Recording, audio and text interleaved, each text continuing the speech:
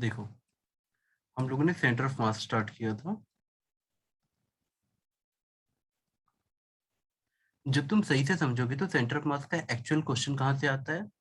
पहले कि centre of mass find करने वाला क्वेश्चन।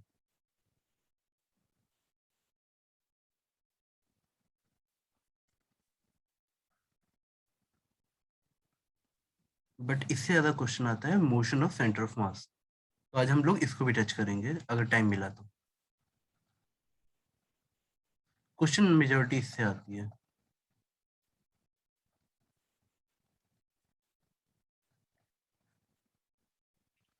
चलो अब देखते हैं आपने क्या पढ़ा। हम लोगों ने पहले पढ़ा था सेंटर ऑफ मास क्या होता है। तो हमने क्या देखा था, एक बॉडी है, ये एक ऐसी लोकेशन है, बॉडी पे अगर फोर्स इस लाइन के अलोंग लगता है, अलोंग दिस लाइन, अगर ये लोकेशन COM है तो बॉडी का ओमेगा 0 होगा और ओनली ट्रांसलेशनल मोशन होगा, मतलब घूमेगी नहीं बॉडी।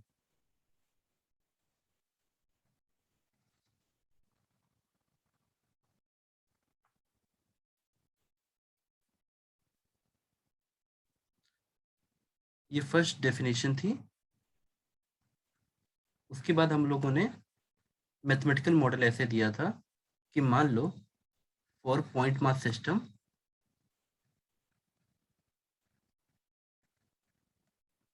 आपसे सेंटर ऑफ मास के कोऑर्डिनेट्स पूछे जाएं तो आप सिंपली ऐसे कर दोगे, sir m1 x1 where x1 is the x coordinate of the first mass, m2 x2, ऐसे ही करते हुए नीचे सारे मास का सम,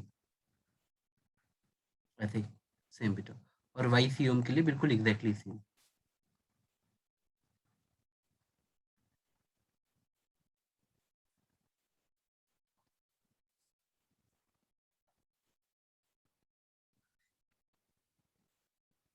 इसके बाद आप लोगों ने देखा था, जैसे ये वाले क्वेश्चन लगा लिए थे, आप लोगों ने ये देखा था कि हमें 3 तरीके से पढ़ने थे सेंटर ऑफ मास निकालने वाले क्वेश्चन। 3 तरीके से आते हैं, एक पॉइंट मास सिस्टम के लिए,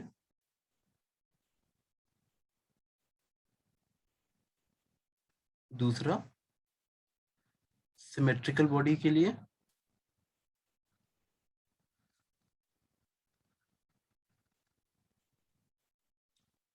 और इसमें आपने स्टेटमेंट लिखा था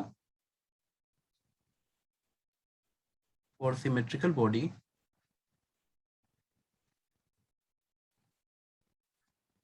centre of mass lies on centre of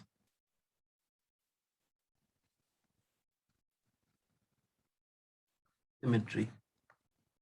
और अब तीसरा इसमें आ जाता है एसिमेट्रिकल बॉडीज, जिसको हम कैलकुलस से करेंगे।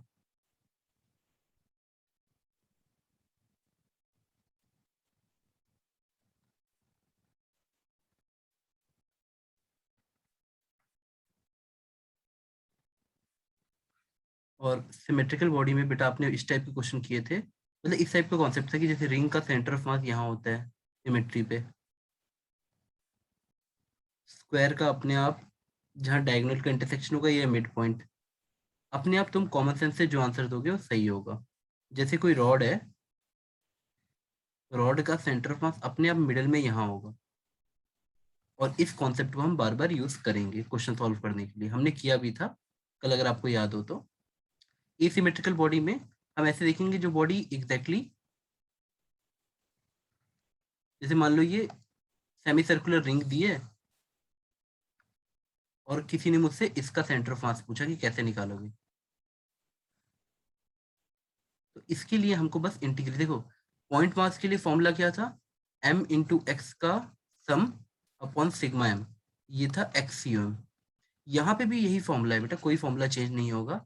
एसिमेट्रिकल बॉडी के लिए बस इंटीग्रेशन लगता है, लेकिन फॉर्मूला एग्जैक्टली सेम रहता है। सम की जगह जब कॉन्टिन्यूस बॉडी रहती है तो सम हम ऐसे करते हैं, इंटीग्रेशन करके सम करते हैं, और पूरी बॉडी के मास को छोटे छोटे मास में तोड़ लेते हैं और एक्स डीएम लिख देते हैं। एक्स क्या है, जैसे मान लो कोई ये डीएम है तो एक्स इसका सेंटर ऑफ मास है, x is centre of mass this of this DM upon total mass यानी डीएम का सम। फॉर्मूला अभी भी सेम है, दोनों फॉर्मूले आपको टेक्निकली सेम ही दिखने चाहिए अगर आप ध्यान से देखोगे तो। mx का सम, mx का सम और नीचे टोटल मास। बेटा लिखा? तो चलो हम थोड़े से एसिमेट्रिकल वाले क्वेश्चन कर लेते हैं। यहां तक नोट किया बेटा?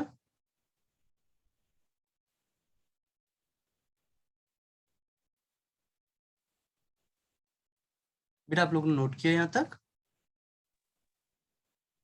Yes sir. देखो मोस्टली मेरी कोशिश है कि आप ऐसे नहीं, जैसे सब्जेक्ट एक बच्चा पढ़ता रहता है, एक बच्चा सोचे भी कि अच्छा सर क्वेश्चन कहाँ से आएंगे, मोशन और सेंटर ऑफ मास से आएंगे। पर अभी हम लोग कौन से टॉपिक है, how to calculate centre of mass. तो पॉइंट मास वाले के लिए इजी था, आपने लेकिन कुछ ऑब्जर्वेशन की होंगी कि अगर दो पॉइंट मास हैं तो उनका सेंटर ऑफ मास हमेशा इस लाइन ज्वाइनिंग पे आएगा और भारी बॉडी के पास आएगा। अगर ये हैवी है, m2 is greater than m1, तो सेंटर ऑफ मास यहाँ आएगा। तो हमें इसकी भी जरूरत है पॉइंट मास सिस्टम को पढ़ने के लिए। चलो हम आगे बढ़ते हैं। और सिमेट्रिकल बॉडी में आपने कॉन्सेप्ट ऑफ नेगेटिव डेंसिटी सीखा था, कॉन्सेप्ट ऑफ।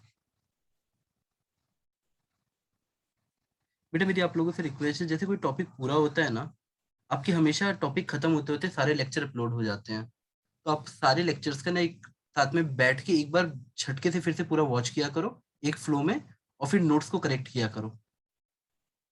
क्योंकि कई बार मैं आप लोग को टारगेट दूंगा, जैसे फॉर मैं एग्जांपल देके बताता हूँ। मैं आपसे बोला कि एक सेमी सर्कुलर रिंग के लिए निकालिए सेंटर ऑफ मास अगर यहाँ ओरिजिन है। मान लो एक क्वेश्चन बना एग्जांपल के लिए। दूसरा क्वेश्चन बना, बेटा एक काम करो, एक हॉलो कोन है, यहाँ पे ओरिजिन है, इसके लिए निकालो। मतलब बर्थडे वाला कैप आता है ना, तो इसका सेंटर ऑफ मास निकालो। तो होता क्या है, क्लास में मैं तीन चार करा सकता हूँ, लेकिन आपको भी तीन चार क्वेश्चन खुद ट्राई करने पड़ेंगे। एक सेमी सर्कुलर डिस्क है, ये डिस्क है और यहाँ ओरिजिन है। हमेशा ओरिजिन चाहिए होगा बेटा सेंटर ऑफ मास, और ये सेमी सर्कुलर डिस्क है, इसका निकालो। जब आपको ये सब आ गए,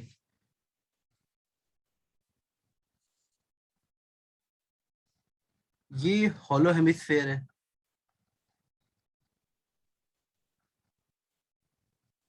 इसका सेंटर ऑफ मास कहाँ आएगा अगर ओरिजिन यहाँ है तो?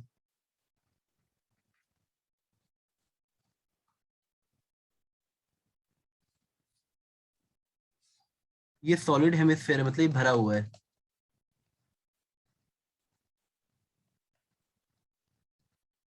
तो मान लो क्लास में मैंने दो तीन कराए और आपको बाकी ऐसे करने हैं, तो कई बार बच्चा नोट्स में ये सब नहीं करता है, लेकिन जब आपको टाइम मिले रिवीजन करो तो बाकी सारे कर लो।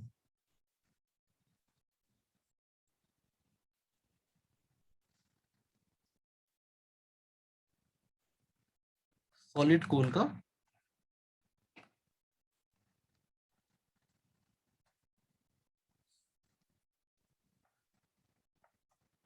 अगर कोई ट्रायंगल दिया हुआ है, तो अगर मान लो मैं आपको ये ए दे दूं और हाइट एच दे दूं, तब आप सेंटर ऑफ मास कैसे निकालोगे? तो इस टाइप के क्वेश्चन आप थोड़ा थोड़ा प्रैक्टिस करो। ये लेमिनर, बेटा लेमिनर का मतलब होता है जैसे शीट टाइप का। तो अगर मैंने लेमिनर ट्रायंगुलर प्लेट दिया है, लेमिनर ट्रायंगुलर,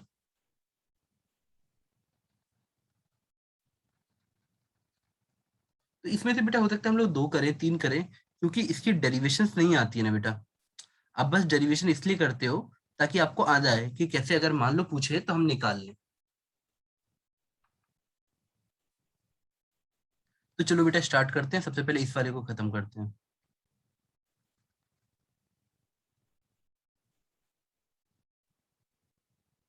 बेटा आपको मेरी बात समझ है? जैसे जब रिकॉर्डिंग लेक्चर दोबारा देखो, तो हर बार किसी एक नए केस को ट्राई करो, आपको रिवीजन को पावर बनाना पड़ेगा।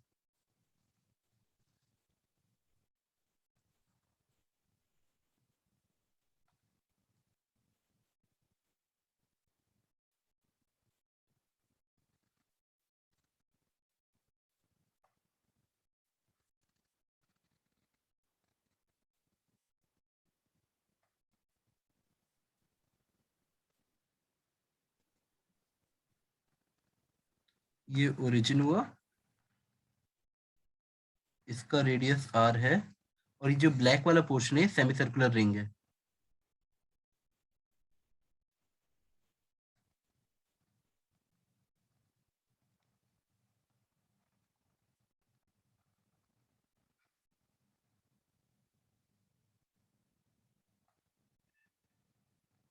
बेटा आप लोग को नोट करने का टाइम मिल रहा है?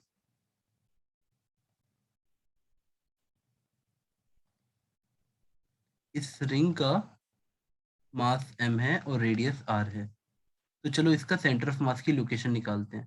बेटा कोई मुझे बच्चा बता पाएगा कि उसका सेंटर ऑफ मास कौन सी लाइन पे आएगा? एक्स एक्सिस पे आएगा, वाई एक्सिस पे आएगा, या कहीं बीच में आएगा? कहाँ रहेगा? आपको क्या लगता है इसका सेंटर ऑफ मास कहाँ रहना चाहिए?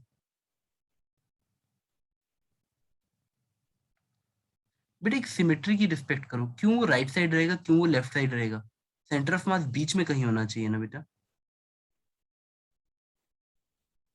बेटा देखो ये लाइन को ध्यान से पढ़ो। For symmetrical body centre of mass lies on centre of symmetry. अगर ये सेमी सर्कुलर रिंग जैसे पॉजिटिव एक्स एक्सिस में वैसे नेगेटिव एक्स एक्सिस में है, तो हमेशा centre of mass Y coordinate पे ही आएगा। एक्स तुम निकालोगे तो भी जीरो आएगा, करके देख लेना कैसे भी करके ये जीरो ही आएगा। क्योंकि सिमेट्री की रिस्पेक्ट करो ना, क्यों राइट साइड जाएगा, क्यों लेफ्ट साइड जाएगा, वो बीच में रहेगा। हम निकाल भी सकते हैं बेटा वैसे। आओ चलो स्टार्ट करते हैं।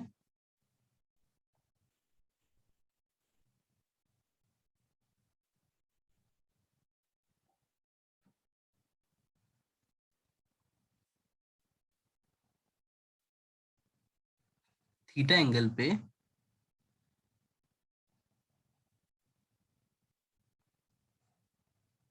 ये डी थीटा लेते हैं। बेटा ये लेंथ कितनी आ जाएगी बताओ, ये वाली आर डी थीटा आएगी। किसी को डाउट है बेटा इसमें? बताओ, यहाँ तक कोई प्रॉब्लम है तुम्हें? ठीक है। अब मैं सिंपली तुमसे बोल रहा हूँ, अगर तुम्हें वाई सेंटर ऑफ मास निकालना है, ऐसे करो, इंटीग्रेशन ऑफ मास जिसका भी तुम ले रहे हो, ये हमारा डिफरेंशियल एलिमेंट है, तो इसका मास निकालते हैं पहले। इसका डीएम कितना होना चाहिए? डीएम इंटू इसका सेंटर ऑफ मास। बेटा एक चीज बताओ, पॉइंट मास का सेंटर ऑफ मास वो खुद ही होता है, तो डीएम का सेंटर ऑफ मास कहाँ आएगा? बेटा आप लोग सोच के बताओ, अगर ये लेंथ आर है तो इसके इस पॉइंट का कोऑर्डिनेट कितना आएगा, वाई कोऑर्डिनेट कितना आएगा? बताओ, कितने बच्चों को समझ आ रहा है कि सर अगर हम यहाँ पे सिर्फ ट्रायंगल वाइज सोचें, तो आर कॉस थीटा हमारी ये हाइट होगी, मतलब ये होगा, और आर साइन थीटा हमारी वाई कोऑर्डिनेट आ जाएंगे। यानी इसका वाई कोऑर्डिनेट कितना आएगा? बेटा ये आर साइन थीटा आ जाएगा। या सिंपली ये जो हमारा डिफरेंशियल एलिमेंट है, इसका वाई कोऑर्डिनेट, क्योंकि पॉइंट मास का Y coordinate centre of mass एक ही रहेगा खुद ही वो। इसका वाई कितना आएगा?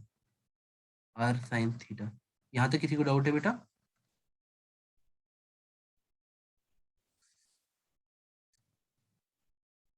तो चलो मैं ऐसे लिखता हूँ कि एम मास है टोटल पाई आर लेंथ का, 1 यूनिट लेंथ का मास है एम बाई पाई आर।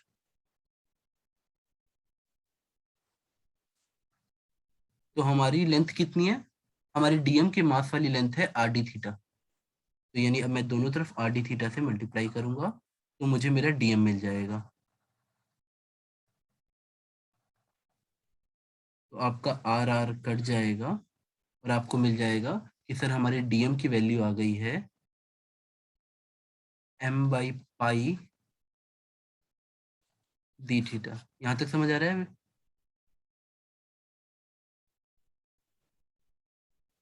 कोई डाउट बेटा यहाँ तक? और वाई कोऑर्डिनेट कितना आ गया बेटा आप लोग का? R sine theta. अब समझदार बच्चों, डीएम को इंटीग्रेट मत करना, मेहनत करके भी निकालोगे तो नीचे एम ही आएगा। कॉमन सेंस से याद रखो, नीचे टोटल मास होता है। अब चाहो तो डीएम पुट करो, M by pi D theta, फिर लिमिट्स ऐसे लो जिसमें पूरी आप सेमी रिंग को कवर करो, थीटा से थीटा इक्वल टू 0 से लेकर थीटा इक्वल टू 180 डिग्री तक आप पूरा लो, या पाई तक आप पूरा लो। बट आप पछताओगे नीचे इक्वेशन लगा के, क्योंकि टोटली मास तो आता है नीचे, तो हम डायरेक्टली लिख दो। क्यों ऐसा करोगे? ऊपर करो इंटीग्रेशन, नीचे कॉमन सेंस से m लिख दो डायरेक्टली। यहाँ तक समझ आ रहा है बेटा? मैंने 0 से पाई लिमिट्स रखी, वैल्यू पुटिंग की, m by pi D theta मेरा मास आया, dm r साइन थीटा। अब देखो m से m कट गया, पाई बाहर चला गया, और अंदर इंटीग्रेशन में r भी बाहर चला गया, अंदर सिर्फ बचा साइन थीटा डी थीटा। तो बेटा इसका आंसर कितना आ जाएगा? बेटा देखो, हम कॉस को डिफरेंशिएट करते हैं तो माइनस साइन मिलता है, तो साइन को इंटीग्रेट करोगे तो माइनस कॉस थीटा मिलेगा, यानी r by pi minus cos theta, limit 0 से लेके पाई तक। तो जब माइनस साइन दिखे तो लिमिट्स इंटरचेंज कर लिया करो, यानी r by pi cos theta, limits हैं 0 से लेकर पाई, उल्टा हो जाएगा, मतलब पाई टू 0 हो जाएगा। तो अब इसमें वैल्यू पुट करोगे, कॉस 0 बेटा 1 होता है, कॉस पाई -1 होता है। तो कितने बच्चों को समझ आ गया कि r by pi cos 0 -1 minus cos pi यानी -1। इस हाइट की वैल्यू कितनी आ गई? वाई सी एम कितना आ गया बेटा बताओ? क्या आपको 2r बाई पाई याद हो गया? ये जो हाइट आई हमारी, ये वाली सेंटर ऑफ मास, ये आ गई 2r बाई पाई। कोई डाउट बेटा यहाँ तक?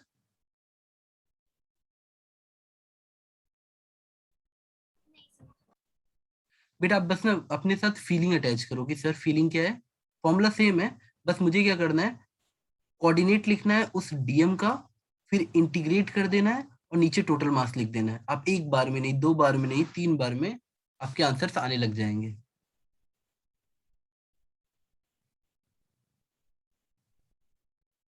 कोई डाउट बेटा? नेक्स्ट वाले क्वेश्चन पे चले।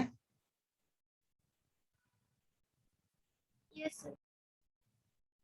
ठीक है, एक डिस्क का भी निकालते हैं बेटा। डिस्क का कितना आएगा बेटा बताओ? क्यों ना एक काम करें,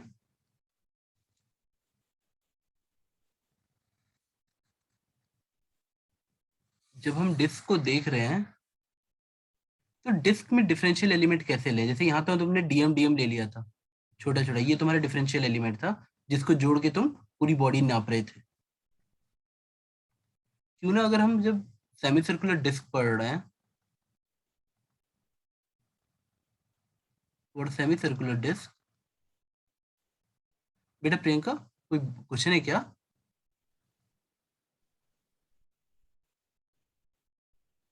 मान लो ये ओरिजिन है,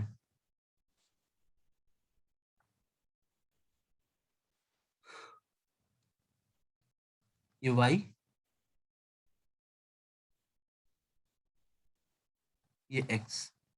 अब क्यों ना हम लोग ऐसे मान लें कि जो डिस्क है ये पतली पतली सेमी सर्कुलर रिंग से बनी हुई है, एक्स दूरी पे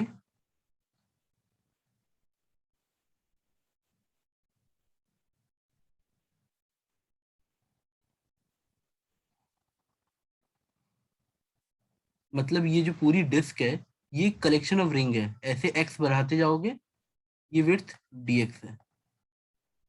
तो ऐसे हमें अलग अलग रिंग मिलती रहेंगी, सेमी सर्कुलर रिंग, उन सबको एक साथ बना दोगे तो हमें डिस्क मिल जाएगी। तो एक्स की वैल्यू कहाँ से कहाँ तक आएगी? 0 से लेकर एक्स इक्वल टू आर तक। मानते हैं कि सेमी सर्कुलर डिस्क का रेडियस m है और मास r है। यहाँ तक समझ आ रहा है बेटा?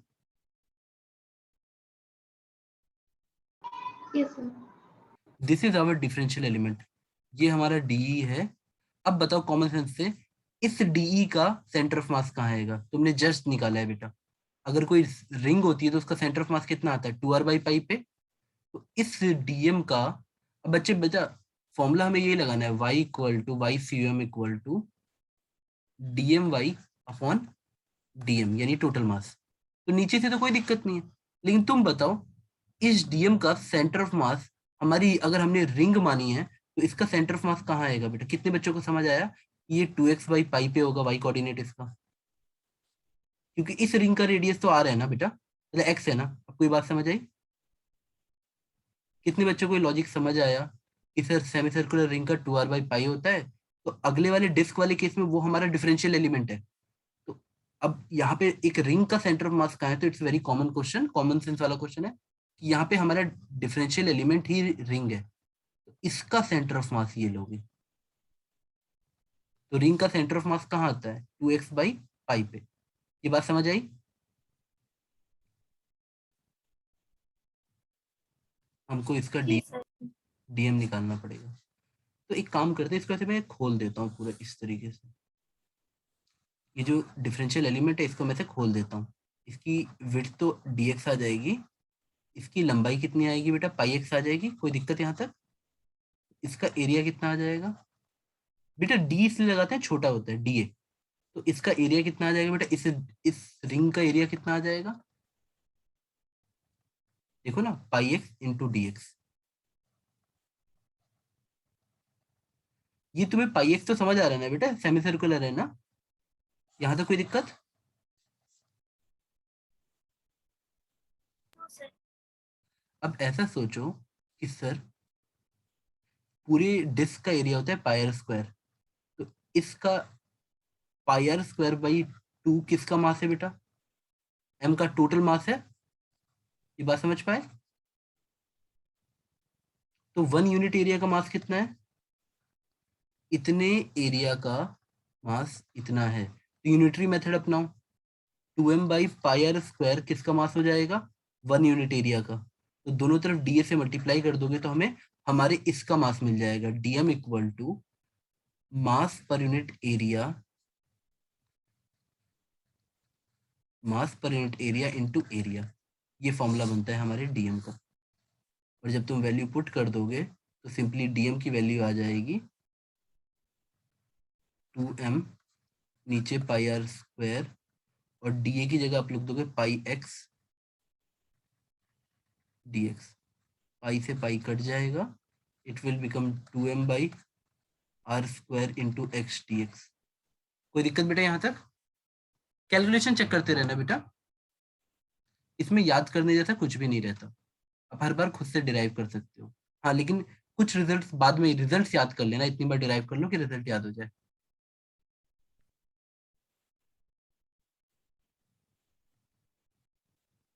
अपने फॉर्मूले पे ध्यान दो बेटा, हमें करना क्या है, हमको अपना यहाँ पे डीएम पुट करना है। बेटा यहाँ तक तुम्हें कोई दिक्कत हो रही है?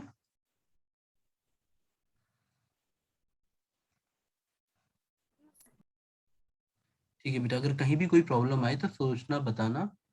देखो एक सिंपल सी बात है, मेरे पास डिस्क है, पर डिस्क किससे मिलके बना है, सेमी सर्कुलर रिंग से। तो सेमी सर्कुलर रिंग का सेंटर ऑफ मास मुझे पता है, उसका डिफरेंशियल एलिमेंट का मास मैंने निकाल लिया, इतना आया। अब बस मुझे वैल्यू पुट करनी है। मेरे पास कॉमन सेंस है तो मैं नीचे डायरेक्टली एम लिख दूंगा, टोटल मास जोड़ने पे एम ही आएगा। और ऊपर जब तुम करोगे इंटीग्रेशन, तो एक्स को क्या चुनो कि पूरा डिस्क कवर हो जाए, तो आंसर होगा एक्स को 0 से लेकर एक्स इक्वल टू आर तक जाएंगे, अपने आप हमारा पूरा डिस्क कवर हो जाएगा, यानी 0 से लेकर आर तक, एक्स इक्वल टू 0 से लेकर आर तक। और डीएम की वैल्यू में 2m/r², तो 2m/r² बाहर चला जाएगा, अंदर बचेगा एक्स डी एक्स। और y कोऑर्डिनेट इसका इसका सेंटर ऑफ मास था 2x/पाई पे, यानी 2x/पाई। तो m से m काट दो,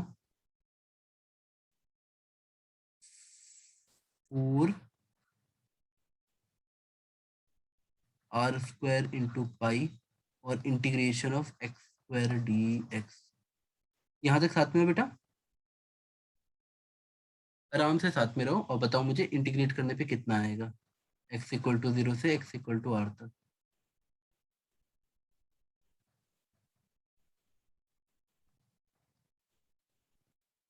अब जब इंटीग्रेट करोगे तो लिमिट आ जाएगी r³/3,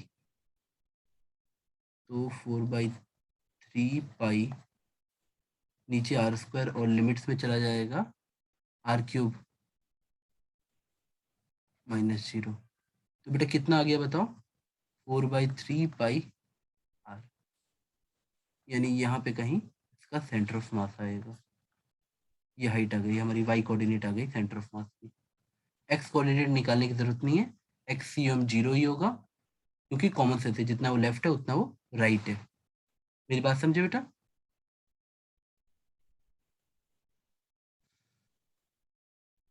कोई डाउट है बेटा?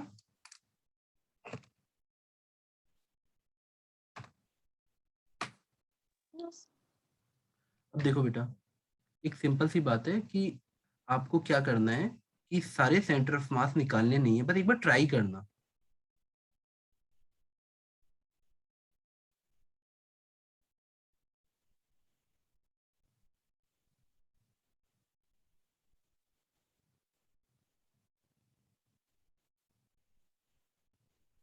मेरी बात समझे बेटा? जैसे कुछ कुछ कुछ हमें याद करने चाहिए बेटा। बेटा लेकिन डिराइव कर लो तो भी चल जाएगा। और डोंट वरी, किसी भी एग्जामिनेशन में वो मान के चलते हैं कि बच्चा याद करके नहीं आए तो भी चलेगा। आपने रिंग का क्या देखा बेटा? अभी हमारा कितना आंसर आया था बताओ? 2r/π आया था ना?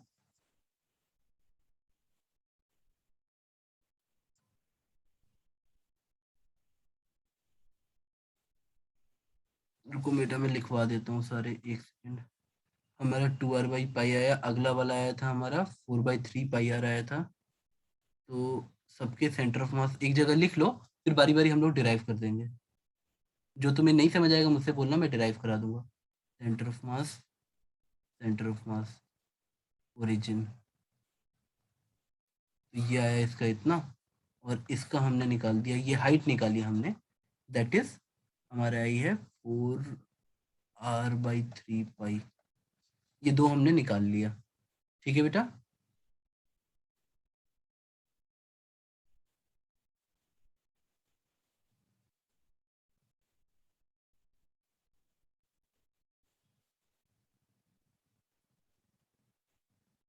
बेटा सॉलिड हेमिस्फेयर का जहां तक मुझे याद है 3r/8 होता है सॉलिड हेमिस्फेयर का। ठीक है? आपका जो, मतलब आप किसी तरह से बेटा चाहो तो सारे फॉर्मूले बना सकते हो। सॉलिड कोन का आप लिख सकते हो। सॉलिड कोन कहाँ गया? ये रहा। इसका h/4 रहता है हमेशा। और ये बेटा आगे चल के मोमेंट ऑफ इनर्शिया है ना, उसमें यूज होंगे। और जो हॉलो, हॉलो लिख लेता हूँ इसके ऊपर, हॉलो कोन का होता है h/3। बेटा ये सब लिख पा रहे हो? आपको समझ आ रहा है ना टोटल हाइट का h/3? अगर मैं यहाँ से यहाँ तक हाइट h लूँ तो ये h/3 आएगा नीचे से। बेटा आपने नोट किया यहाँ तक?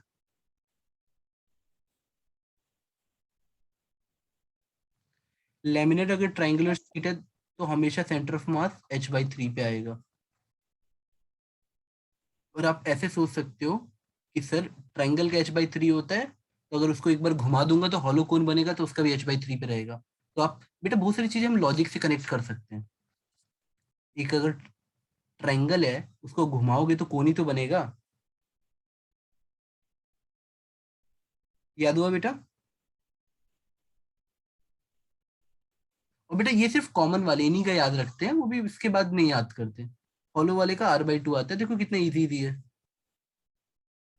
तो आप इसमें से कोई भी ड्राइव करना, जरूरी नहीं कि सारे। बेटा आपके सारे टास्क 2 साल के होते हैं, रिवीजन के लिए होते हैं, आप एक बार में परेशान हो जाते हो। थ्योरी आपके पास होनी चाहिए बेसिक, पर धीरे धीरे से कंप्लीट करो। यहाँ तक कोई दिक्कत बेटा? No, sir. तो इसमें से आप, मैं नोट कर रहा हूँ। हाँ बस आप ये मेन आंसर्स नोट कर लो ताकि आप खुद। और बेटा सुनो, एक चीज मैं तुम्हें बताऊं, मैं हर साल बच्चों को समझाता हूँ कि जो भी बच्चे को इंटरनेट पे जाके आंसर को देखने की आदत होती है, उन बच्चों का सिलेक्शन नहीं होता है। एक क्विक रिलीफ जरूर मिलती है। बेटा मैं एक बच्चे का नाम नहीं लूंगा, बच्चा बहुत अच्छा था। और वो मेरे पास परेशान होके 2 दिन पहले आया कि सर मुझे सब्जेक्ट समझ नहीं आ रहा। और मुझे एग्जैक्टली उसकी प्रॉब्लम पता थी।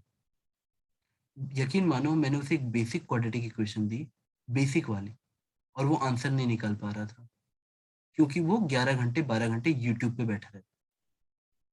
वो भी नहीं, पढ़ाई भी करता है 7-8 घंटे उसमें। पर बेटा जिसको पेन चलाने की आदत नहीं रहेगी, वो बच्चा कभी भी एग्जाम में अच्छा नहीं कर सकता। बेटा एक जो स्पोर्ट्समैन होता है ना, उसको फील्ड में उतरने की आदत होनी चाहिए। टीवी देख के ना कोई स्पोर्ट्समैन मैन नहीं बन जाता। आप कमेंट जरूर पास कर सकते हो, इसमें ये होगा उसमें वो होगा, बट एज ए स्टूडेंट आपका पेन चलाना ही आपका सबसे बड़ा धर्म है। आपकी पेन नहीं चल रही है, बट आप में कोई इंप्रूवमेंट नहीं ला सकता, और आपकी पेन चल रही है, आपको कोई रोक नहीं सकता। तो ये सब खुद से एक बार ट्राई करना कौन बेटा, क्योंकि पता है जो खुद से चलाते हैं ना उसको फीलिंग आएगी। अच्छा सर, ये जो डीएम है ना, ये हर जगह चेंज हो सकता है सर। इसको जो हम डिफरेंशियल एलिमेंट चुनेंगे उस पर डिपेंड करेगा। सर ये जो एक्स है ना, ये इसी का कोऑर्डिनेट है डीएम का, डीएम का सेंटर ऑफ मास है। ये छोटे छोटे नोट्स के पॉइंट आपके आपको काम देंगे। तुम ट्रायंगल डिराइव कर लो, और फिर सिर्फ क्वालिटेटिव रीजनिंग पे बोल दो कि सर ट्रायंगल को घुमाने से हॉलो कोन मिलता है, तो इसका आंसर h/3 होगा, कॉमन सेंस से। मत निकालो, सही में कॉमन सेंस से ही इतना ही आएगा। ट्रायंगल का निकाल के देख लो।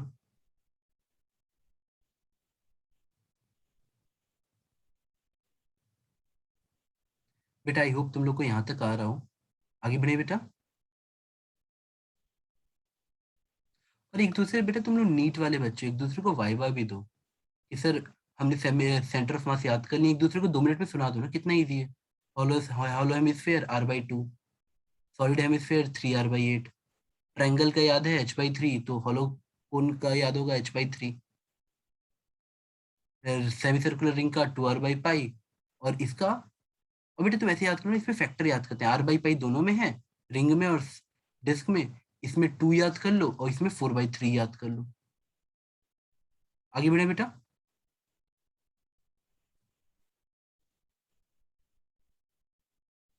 बेटा यहाँ तक तुम लोग को कोई दिक्कत है? मे- मेरा सजेशन होगा बेटा, देखो एक बार टीचर जब पढ़ाता है ना, जैसे ये लाइन बच्चों को बड़ी हल्की लगती है कि सर सिमेट्रिकल बॉडी का सेंटर ऑफ मास कहाँ होगा। बेटा इसकी फीलिंग ले लो बस बेटा। हमने इसमें देखो ना concept of negative mass density भी पढ़ा था।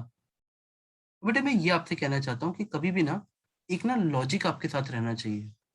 मैंने आपको कभी भी बोला कि देखो एक वी बना हुआ है, इसका सेंटर ऑफ मास निकालो। क्वेश्चन में ऐसा दे सकता है कि एक वी बना हुआ है, इसका सेंटर ऑफ मास निकालो।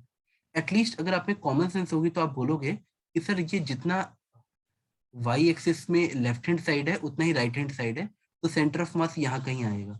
इतना भी हमें काम का चाहिए। और बेटा ये इसी लाइन से आता है कि centre of mass for symmetrical body, ये बॉडी वाई एक्सिस के बहुत सिमेट्रिक है, तो हमेशा centre of mass line of symmetry पे आएगा। क्या आप मेरी बात समझ पाए? हम निकाल सकते हैं बेटा इसको भी, बट क्या आपको लॉजिक समझ आया बेटा? एटलीस्ट आप ये तो श्योर हो गए ना कि इसका एक्स 0 होगा, अगर ये सिमेट्रिकल बॉडी है अबाउट वाई एक्सिस। ये लाइन यही आपको ऐसा बताती है। Symmetrical bodies, for symmetrical body centre of mass lies on centre of symmetry. अगर हमारी कोई बॉडी वाई एक्सिस के अबाउट सिमेट्रिक है, तो उसका एक्स सेंटर ऑफ मास 0 ही आएगा, क्योंकि वो वाई एक्सिस के अबाउट सिमेट्रिक है, तो centre of mass Y axis पे ही होगा। जैसे कोई बटरफ्लाई तुमको दिखी बेटा, अब देखो तुम मुझसे इतनी उम्मीद तो कर सकते हो कि मैं बटरफ्लाई नहीं बना पाऊंगा, बट कॉमन सेंस से ये तो समझ लेना ना कि बटरफ्लाई का सेंटर ऑफ मास यहाँ कहीं होगा बेटा। क्या आपको मेरी बात समझ आ रही है? ना राइट ना लेफ्ट, मिडल में। तो चलो हम आगे बढ़ते हैं। हेडिंग डालो मोशन ऑफ सेंटर ऑफ मास, और इसको बड़ी आसानी से अच्छे अच्छे तरीके से करो, और ये बहुत इंपॉर्टेंट है बेटा। पहली आदत सुना, पहली आदत सुधारो, आज के बाद जो भी फॉर्मूला लिखोगे, आज के बाद जो भी फॉर्मूला लिखोगे, जो भी जो जो आज तक तुमने पढ़ा है, जैसे मान लो तुम्हें मोशन ऑफ सेंटर ऑफ मास समझना है ना, आज के बाद तुम जो भी फॉर्मूला लिखोगे, जैसे मैंने F=ma पढ़ा है मान लो, तो आज के बाद तुम्हें आदत डालोगे सर ऐसे लिखने के लिए। सर आपने पढ़ाया था फोर्स एक्सटर्नल, हाँ बेटा। मास ऑफ सिस्टम लिखना, acceleration of systems, centre of mass. हर फॉर्मूले में देखो, अब मैं ऐसे समझाता हूँ, हर जगह तुम्हें यही लगाना है फॉर्मूला, हर जगह, हर जगह, चाहे कैसा भी क्वेश्चन है, बॉडी पॉइंट वाली हो, एक्सटेंडेड हो। मैं एग्जांपल देके समझाता हूँ।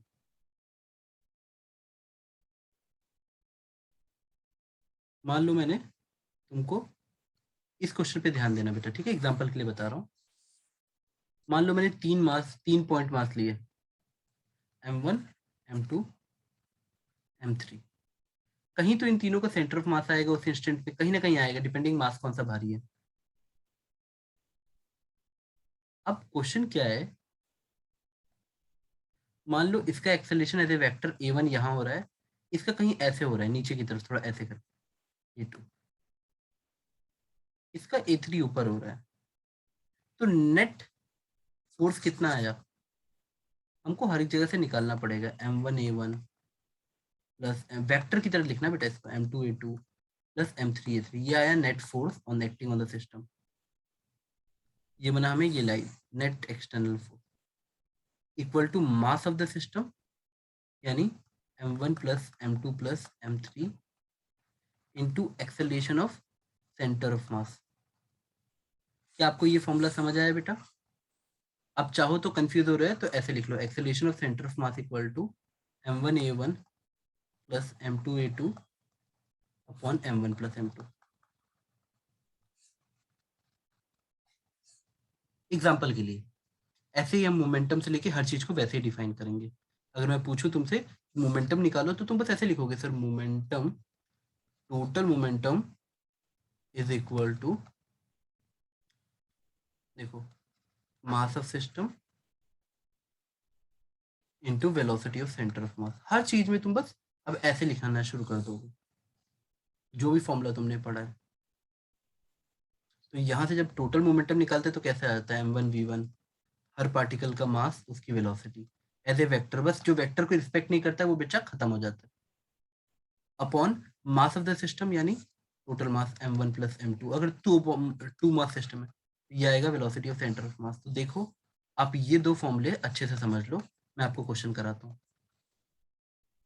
यही दो सबसे बड़े की फॉर्मूले हैं मोशन ऑफ सेंटर ऑफ मास समझने के लिए, कि वैसे वेलोसिटी कैसे निकालते हैं, एक्सेलरेशन कैसे निकालते हैं। ठीक है बेटा, लिखा तुमने? थोड़ा लिखा। हाँ बेटा आराम से लिखो, और हेडिंग डालना मोशन ऑफ सेंटर ऑफ मास, और पहले लिखना पॉइंट मास सिस्टम के लिए। मैं आपको अभी फिर न्यूमेरिकल करा के दिखाता हूँ, डोंट वरी बेटा, आप लिखो एक बार पहले।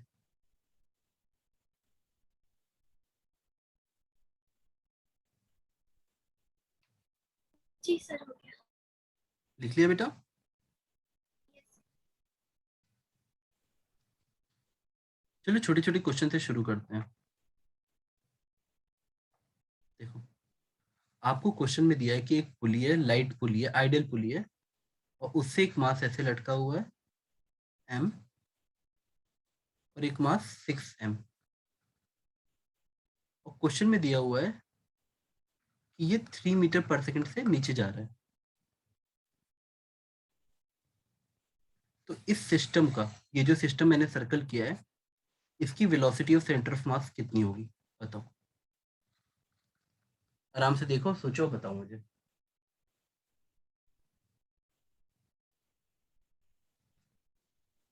हिंट है, पहले फॉर्मूला लिखो बेटा, हो सकता है कि हम स्लो सीखें पर परमानेंट सीखना चाहिए। m1v1 प्लस m2v2, बस वेक्टर को वेक्टर की रिस्पेक्ट देनी पड़े, अपॉन m1 प्लस m2।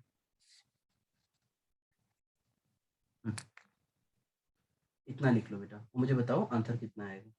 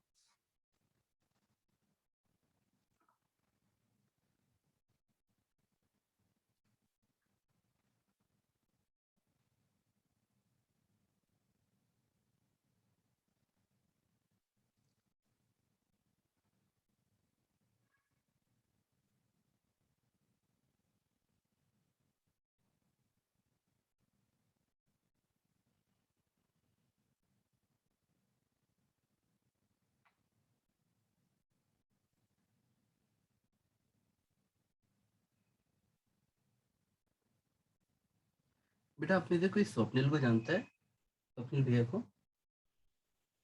किसी। बेटा स्वप्निल भैया एक शायद जिंदल वाले बच्चे जानते होंगे। हाँ सर। बेटा स्वप्निल अपने बैच का सबसे तेज बच्चा था। अगर वो बच्चा हम लोग को 11th में मिला होता तो बच्चा अच्छे वाले आईआईटी जाता। और ये बात उसको भी पता है और हमको भी दुख होता है इस बात का। वो 12th के बाद में आया था।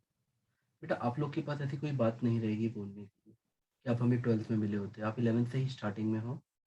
प्लीज़ बेटा ध्यान दो। आंसर भेज आंसर भेजा आपने? हाँ मैं चेक करता हूँ बेटा। थोड़ा अजीब है। नहीं कोई बात नहीं बेटा, देखो आप लोग अपना दिमाग लगाओ।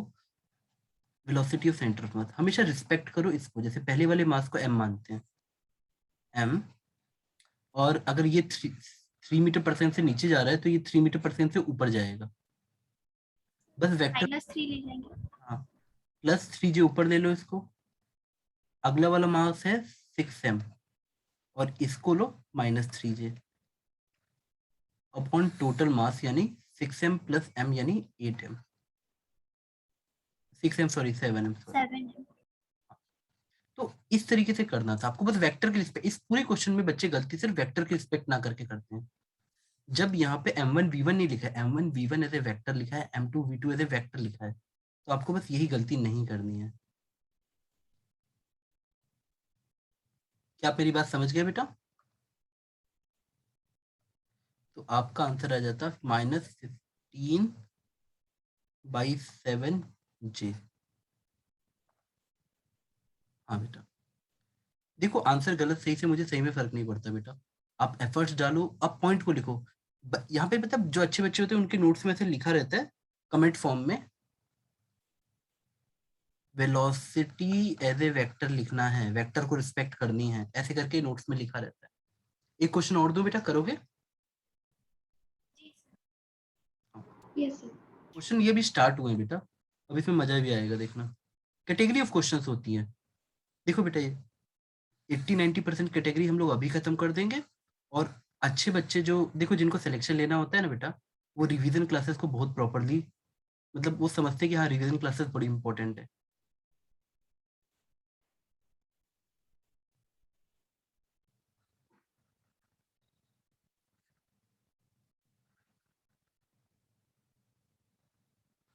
देखिए 60 रहा है, ये 30 रहा है,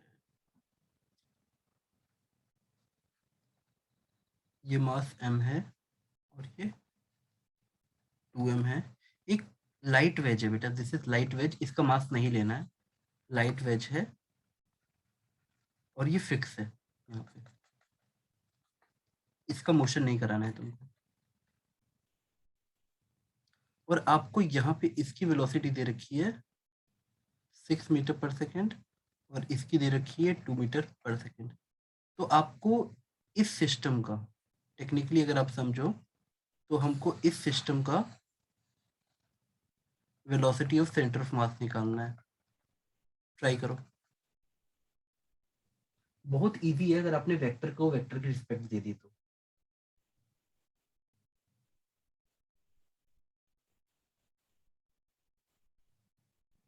फॉर्मूला वही लगेगा बेटा, आप बस कॉन्फिडेंस में अप्लाई करो कि सर हमारा velocity of centre of mass आएगा m1v1 as a vector plus m2v2 as a vector upon m1 plus m2।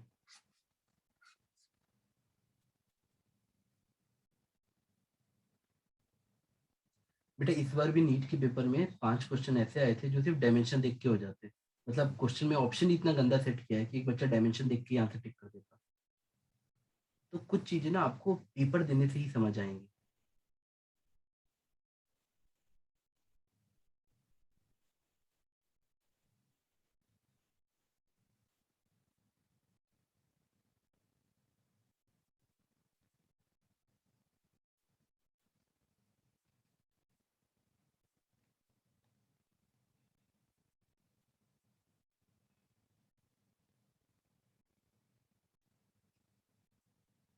बेटा ये समझ आया, आंसर आया किसी का?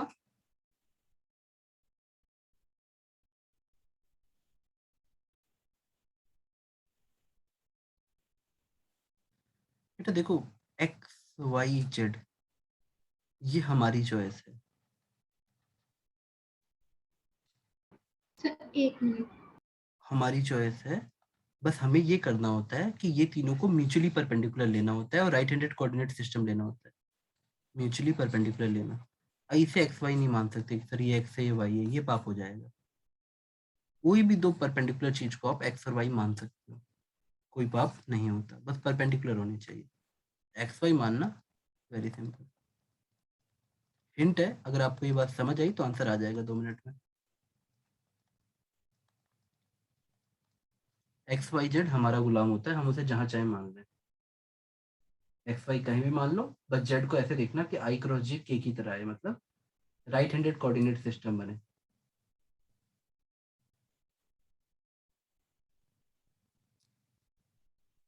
आप मुझे बताना, फिर हम आगे बढ़ेंगे। मुझे एक बच्चे का आंसर आया है, चलो मैं देखता हूँ। हाँ बेटा, वेरी गुड बेटा। स्वास्थी ने अटेम्प्ट किया है बेटा, सही भी हो सकता है। हाँ, तनुष ने भी अटेम्प्ट किया। बेटा आप लोग अटेम्प्ट करो, अटेम्प्ट ना करना। जैसे जो बच्चे होते हैं ना कि सर मैं इसलिए नहीं कर रहा हूँ कि गलत जाएगा तो ये सर सोचेंगे। बेटा मैं आपके बारे में क्या सोचता हूँ ये आपकी दिक्कत है।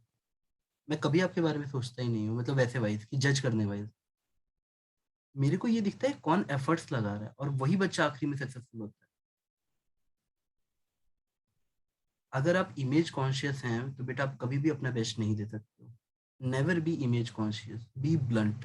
अटेम्प्ट करो, बताओ नहीं आ रहा है, सिली क्वेश्चन पूछो, क्योंकि entrance is 99% running your own race.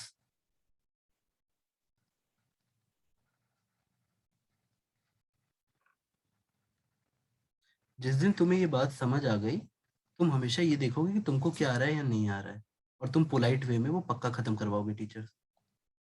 चलो देखो, इस क्वेश्चन में ट्रिक क्या थी। अगर एक बच्चा इधर आई मान लेता और इधर जे, यानी सिंपली इधर एक्स एक्सिस मान लेते और इधर वाई एक्सिस, तो तुम्हारा काम बन जाता। किसी को मेरी बात समझ आई? अगर एक बच्चा कन्वेंशनली ऐसे चुनता, इसे लेटेस्ट से कि इधर एक्स मानते हैं और इधर वाई, तो बड़ा कंपोनेंट वंपोनेंट करके तुम्हें परेशान करता आंसर। लेकिन एक बच्चा कितना कूल होके कि सर लेटेस्ट से कि इधर एक्स है इधर वाई है। अब देखो, इसका ये जो है वो 2i बन जाता स्पीड, और इसका 6j बन जाता। अब तुम्हारे लिए बिल्कुल ईजी है कि sir velocity of centre of मास, नीचे टोटल मास यानी 2m plus m 3m। Sir m1v1, पहले वाले इसको हमने m1 बोल देते हैं, तो लिख भी देता हूँ कहीं कंफ्यूज ना हो जाओ। m2, तो m1 आ जाता हमारा m1 इंटू यानी 2m इंटू 2i। अगला वाला आता 6j into m, 6j into m, m cut जाएगा और आपको मिलता 4i प्लस 6j बाई 3। ये आ जाती है वेलोसिटी ऑफ सेंटर ऑफ मास। और अगर आप इसका मैग्नीट्यूड निकालते तो 2√13/1। हाँ, 4/3 का स्क्वायर प्लस 6/3 का।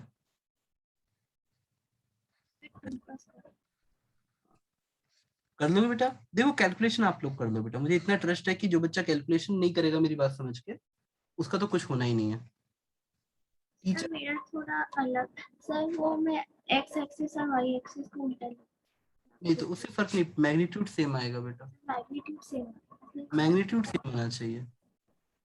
एक्स और वाई तो आप कहीं भी मान सकते हो, आप उल्टा भी कर सकते थे, आप पहले वाले को एक्स मान लेते। इसीलिए देखो ट्रायंगल का क्या रोल था, वही था कि 90 डिग्री पे क्यों बनाया था, इसीलिए बनाया था। क्या ये पॉइंट समझ आया बेटा? जी सर। चलो, अगर समझ आ गया तो ये फॉर्मूला लिखो।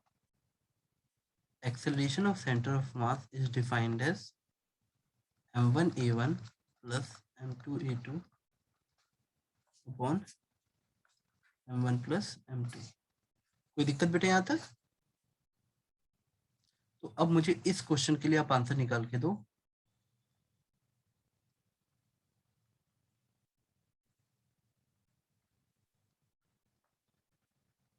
आपको ये 2 kg दिया है, 4 kg दिया है, और इस सिस्टम के लिए एक्सेलरेशन ऑफ सेंटर ऑफ मास पूछा है।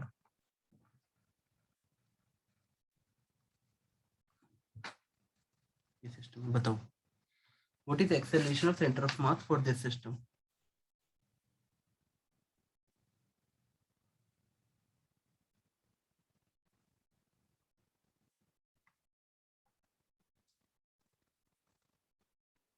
बेटा इंक खत्म करो पेन की, वरना करियर खत्म हो जाएगा।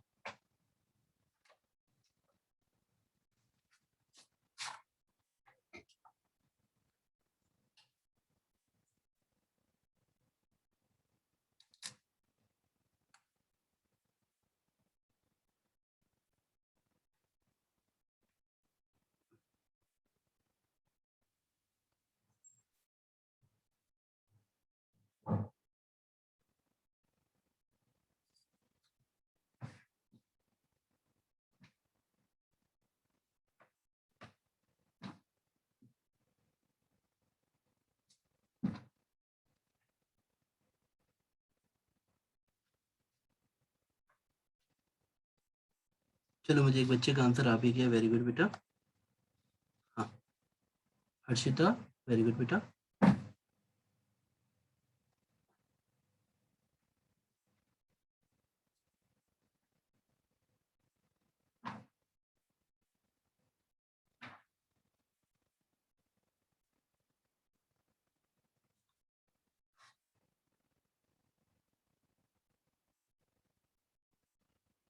स्वाति और हर्षिता का आंसर अलग अलग आ रहा है, बाकी बच्चे भी ट्राई करो बेटा।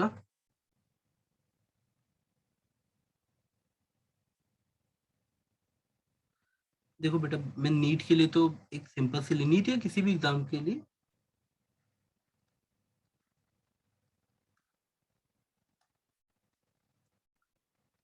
आपको ये बातें समझनी पड़ेंगी, और सही में।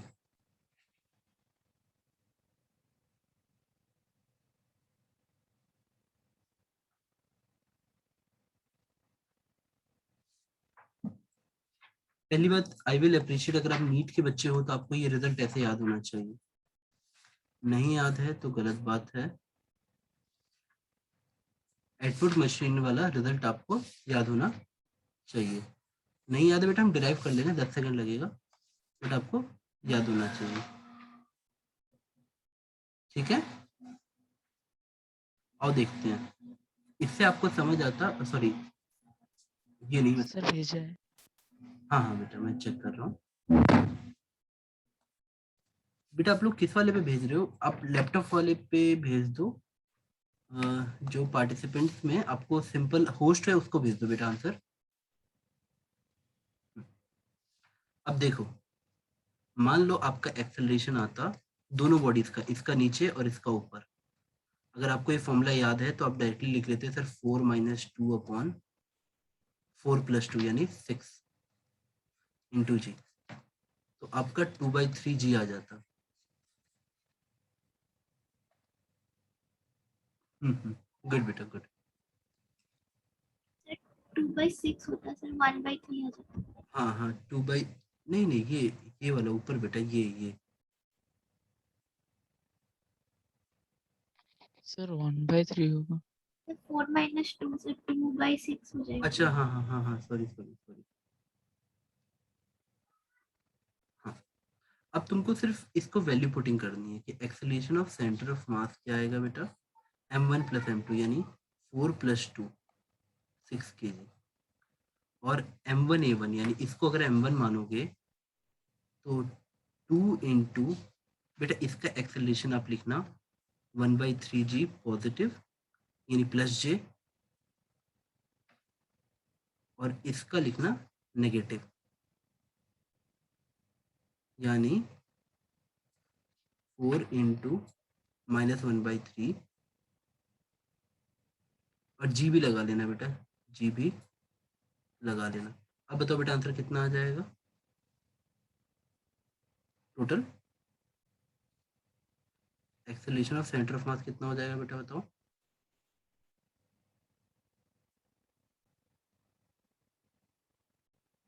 आपका आ गया 2g, माइनस साइन रहेगा 2g/3/6 यानी 2g/18। तो आपका आंसर g/9 टाइप का आना चाहिए। नीचे की तरफ पूरे सेंटर ऑफ मास का एक्सेलरेशन g/9 से नीचे होना चाहिए। अगर कैलकुलेशन में गलती नहीं है वो आप चेक कर लेना। ठीक है, समझ आया?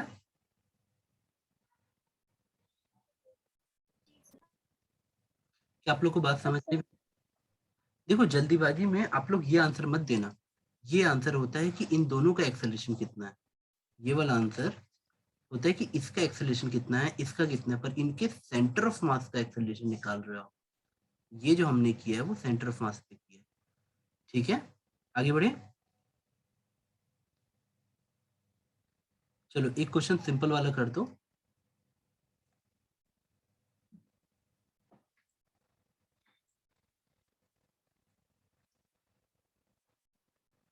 ये जानबूझ के, और ये एक्स एक्सेस के लॉन्ग है, ये सिर्फ चेक करने के लिए दे रहा हूँ कि ये 6 kg लिखा है 2 मीटर/सेकंड स्क्वायर इस 2 मास सिस्टम के लिए, और ये वाई एक्सेस में है बेटा। ठीक है, तो इसका एक्सेलरेशन और सेंटर ऑफ मास बताओ, ताकि मैं ये श्योर हो जाऊं कि सबको फॉर्मूला समझ आ गया है। चलो फिर इसके बाद हम आगे बढ़ेंगे।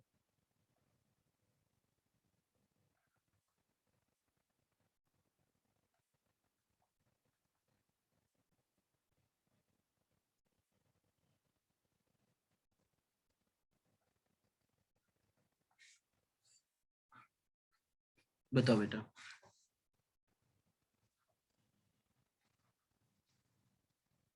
फास्ट बेटा फास्ट, ही तो इजी क्वेश्चन है, करो करो। बस बेटा देखो यहाँ बच्चे एक ही गलती करते हैं, वो मैं तुम्हें बार बार बोलूंगा, वेक्टर को वेक्टर की रिस्पेक्ट मत दें, नहीं देना। अगर तुम दे दोगे तो तुम्हारा आंसर हमेशा सही आएगा। m1 + m2 यानी 3 + 6 9 kg, यहाँ कोई दिक्कत नहीं है। m1 a1, m1 तुम किसी को भी मान लो, लेट अस से कि 3 m1 है, तो 3 इंटू ये x एक्सिस के लॉन्ग है तो 3i plus m2a2, m2 6 kg है इंटू एक्सेलरेशन इसका 2j। बस वेक्टर को वेक्टर की रिस्पेक्ट दे दो, आपका आंसर कभी गलत नहीं आएगा बेटा, कभी गलत नहीं आएगा। न्यूमेरिकली स्ट्रांग बनो बेटा, और हर बात आपके लिए मायने रखेगी। अब 3 3 3 काट दो, 3 बचेगा, नीचे 3 आया, बाई 3। हाँ, और ऊपर 4। तो अब चाहो तो यहीं पे छोड़ दो, मतलब मेरे कहने का मतलब है आपको वेक्टर वाइज लेना है, ऐसे नहीं ले लेना कि सर 6 + 2। अब बच्चे अगर ये गलती करके आ रहे हो तो तुमको नोट्स बनाने नहीं आते हैं, इधर 3 × 3/9, ये पाप हो जाएगा। ये देखो ना एक्सेलेरेशन वेक्टर है तो उसको आई और जे में लिखो बेटा। ठीक है बेटा, हाँ। चलो हम आगे बढ़ते हैं बेटा। अब आप यही वाला क्वेश्चन एक बार मुझे करके खुद से दिखाओ। एक लाइट वेज है, डायग्राम आप लोग अच्छे से बनाना। एक लाइट वेज है, ये 60 डिग्री दिया है, ये 30 डिग्री दिया है,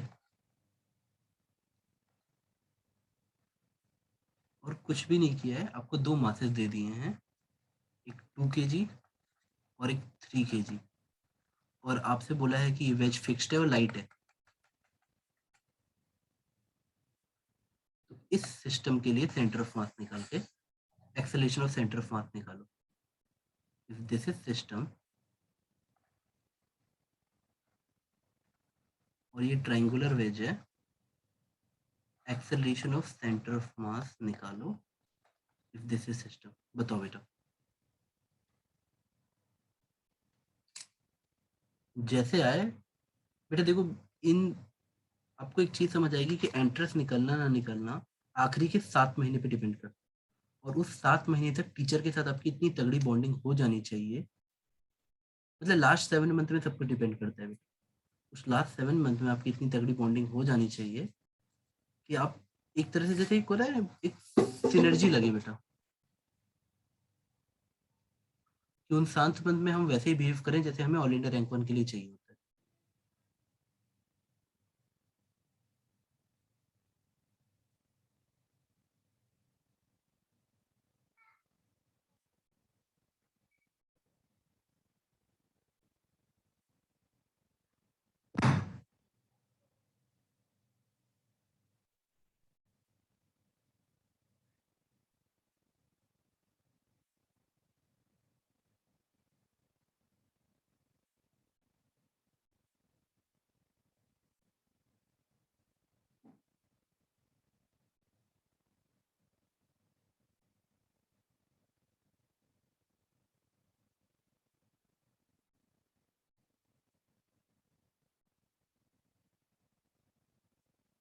हो गया बेटा?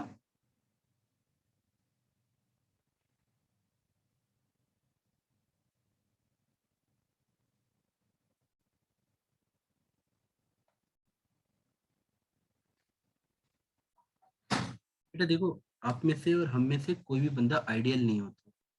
बहुत से नोट्स छूटेंगे बीच में। ये आपकी विल पावर है कि आप नोट्स हमेशा कंप्लीट कर लोगे। ये आपकी विल पावर है कि आप बाउंड्रीज बांध के रखोगे। लोग आपको बोलेंगे ये किताब लगा लो, वो किताब लगा लो, आप नहीं लगाओ। You will stick to basic. आखिरी में तुम्हें पता चलेगा, अगर एक बच्चे से हम लोग वाइवा लेते हैं, नीट में एक थंब रूल है, अगर तुम्हें सारा 1 to लेके जहाँ तक पढ़ाया जा रहा है सब कुछ याद है इन योर मेमोरीज, तो ही तुम नीट की तैयारी सही से कर रहे हो। तुमको डेप्थ नहीं चाहिए बेटा, और ट्रस्ट मी, आपको जितना क्लास में पढ़ा दिया जाता है वो मोर देन इनफ है। उसके बाद आपको कोई भी चीज़ अचानक से पूछी जाए तो आपको याद हो पूरी की पूरी।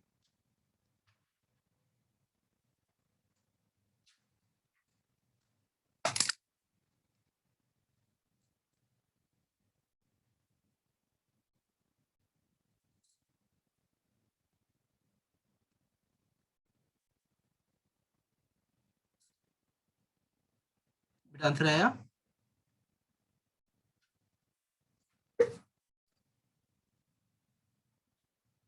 बेटा ये सब देखो कॉन्फिडेंस का खेल है। मैं तुमको एक चीज़ समझाता हूँ।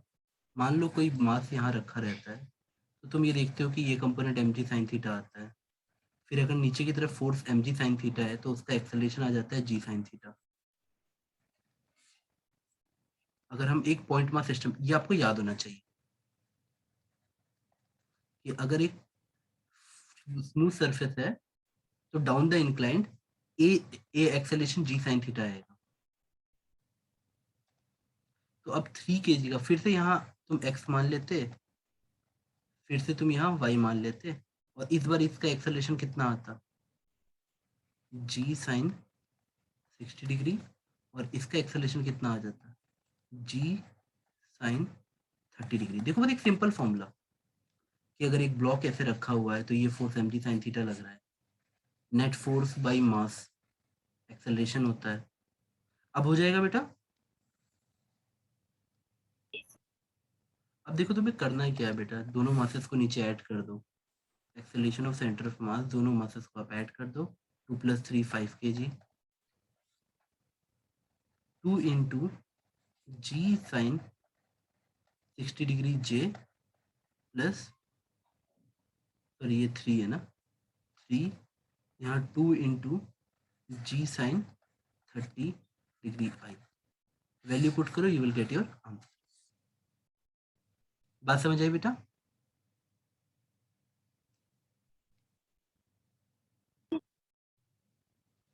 कोई डाउट बेटा यहाँ तक?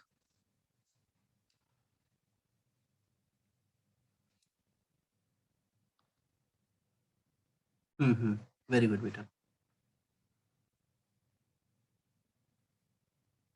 क्या हम नेक्स्ट क्वेश्चन पे मूव करें बेटा?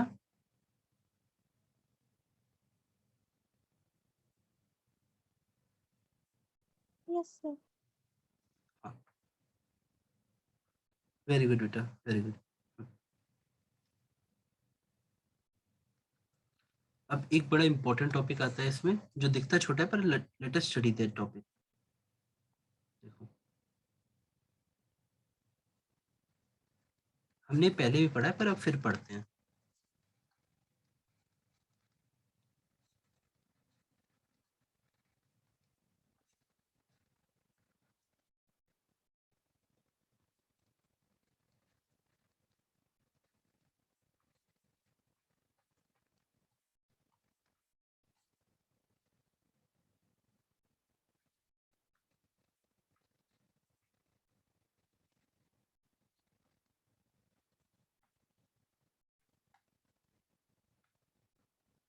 लिख लिया बेटा?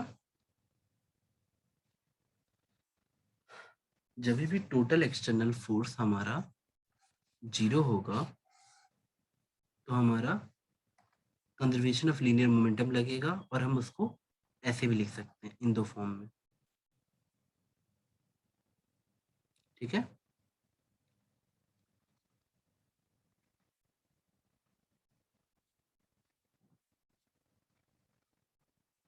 initial momentum in x is same as final momentum in x.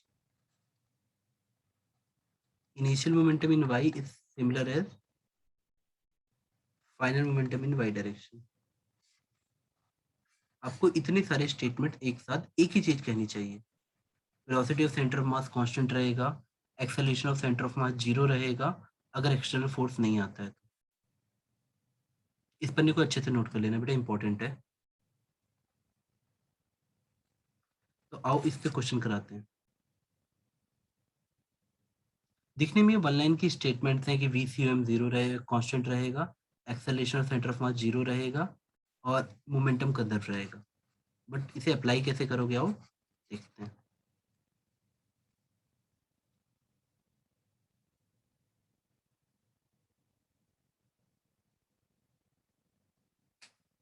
Note किया बेटा? Yes sir.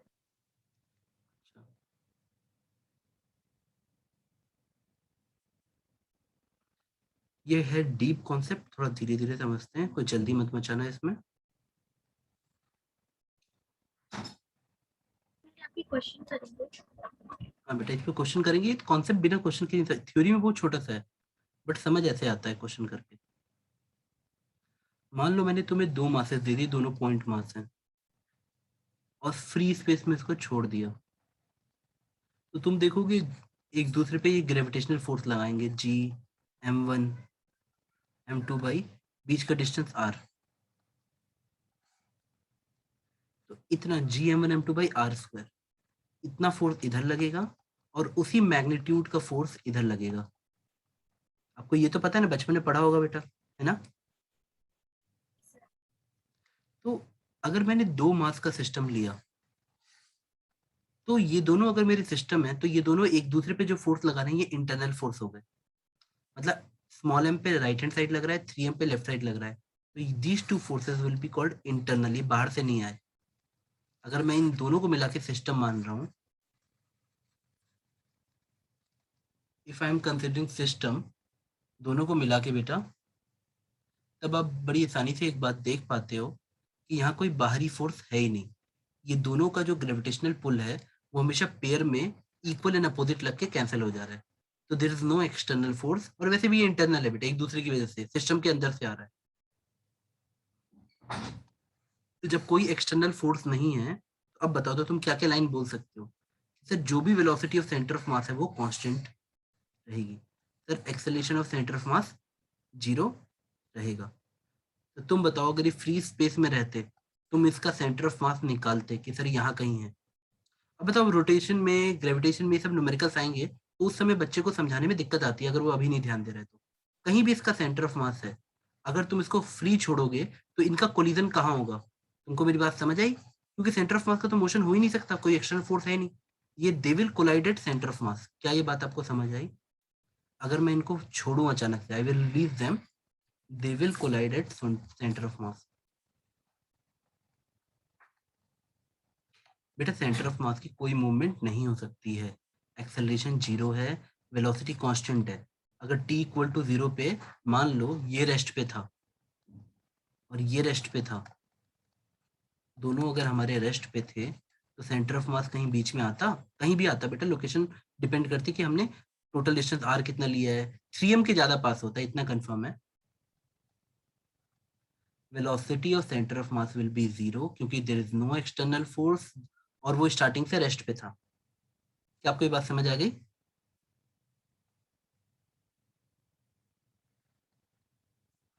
Location of COM won't change। अच्छे से नोट्स बना लो, ये इंपॉर्टेंट है बेटा। देखो हम थ्योरी एक लाइन की बनाते हैं लेकिन उसको समझने के लिए हमें एग्जांपल लेने पड़ते हैं। यही बात तुम्हारी इलेक्ट्रोस्टैटिक्स में हर जगह काम आएगी। तो तुम्हारा आज का पढ़ा गया हर आने वाले चैप्टर पे तुम्हें हेल्प करेगा। थोड़ा सा फोकस्ड होके सोचो कि 2 पॉइंट मासेस हैं, their collision will happen only at there, अगर एट सेंटर ऑफ मास। बात समझ गए बेटा? कोई डाउट? सर वहाँ पे सर क्या लिखा है? Sir t equal to 0 m2 के लिए। कहाँ बोल रहे हो? t सर इक्वल यहाँ टू पर 0? 3m, सर 3m है मास हाँ हाँ, तो वो t इक्वल टू 0 और क्या लिखा है? रेस्ट पे, दोनों को स्टार्टिंग में रेस्ट पे दिया तो सेंटर ऑफ मास भी रेस्ट पे रहेगा।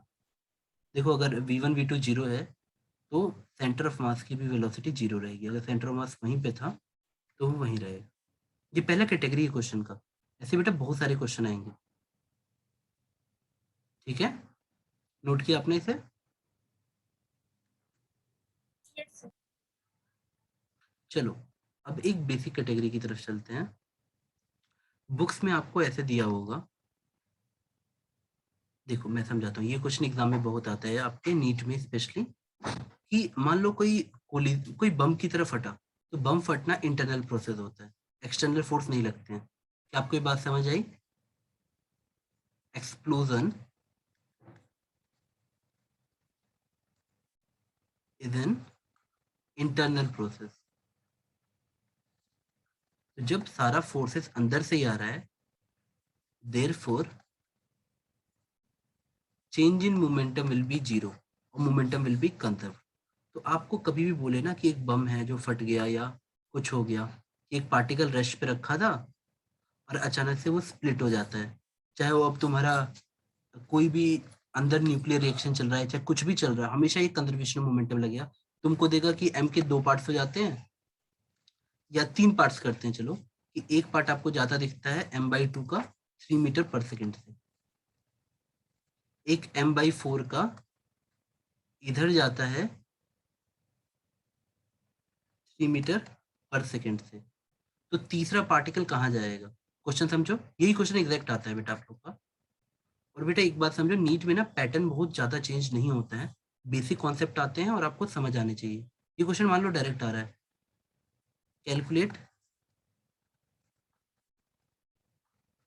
वेलोसिटी ऑफ, ये पार्टिकल 1 है, ये कैपिटल एम तीन पार्ट्स में टूटा, एक m/2, एक m/4 और एक और m/4 ही बचेगा। कैलकुलेट वेलोसिटी ऑफ थर्ड, ये second particle.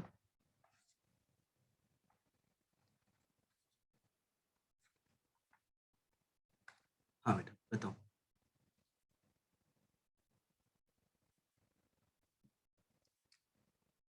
Take your time बेटा, इसको आराम से करो, बट ऐसे क्वेश्चन आप एक्सपेक्ट करो डायरेक्ट एग्जाम में आएंगे।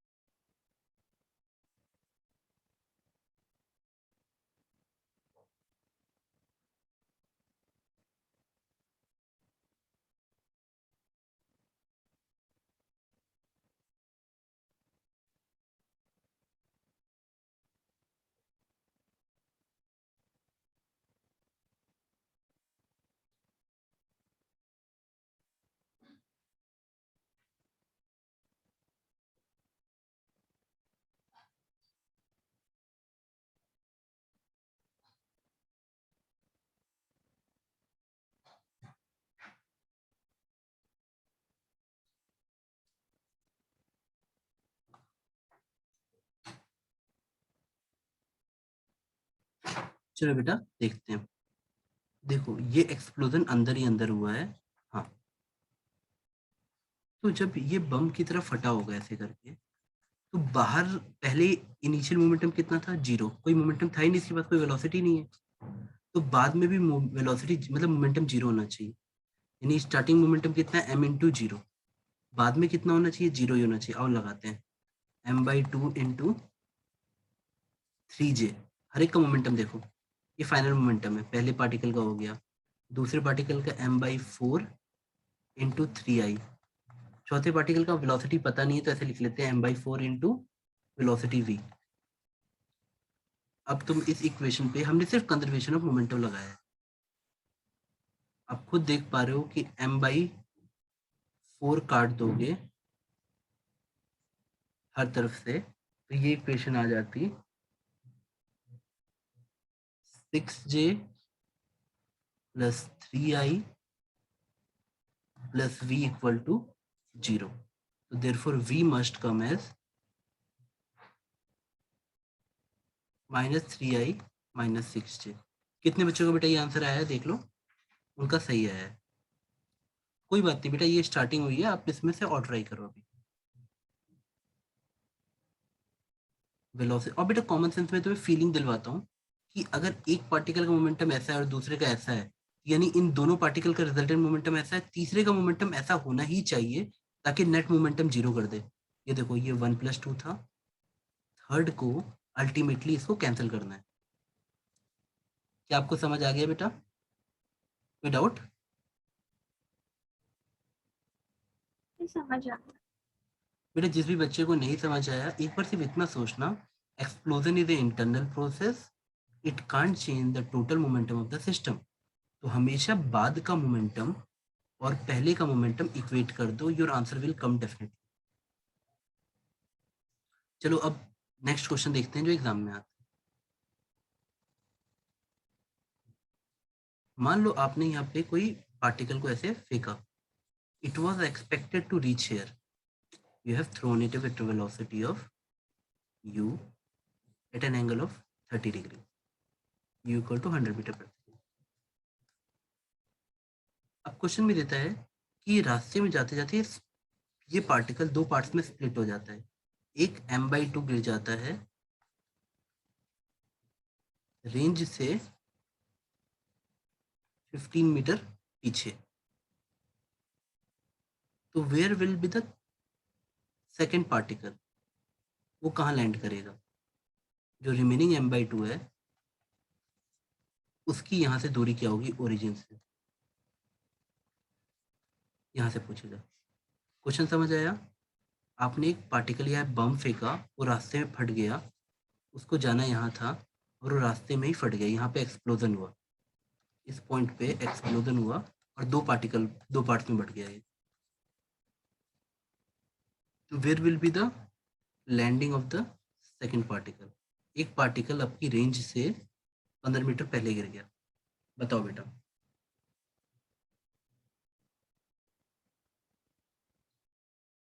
Motion of centre of mass internal process से चेंज नहीं होता, बम फटना इज इंटरनल प्रोसेस।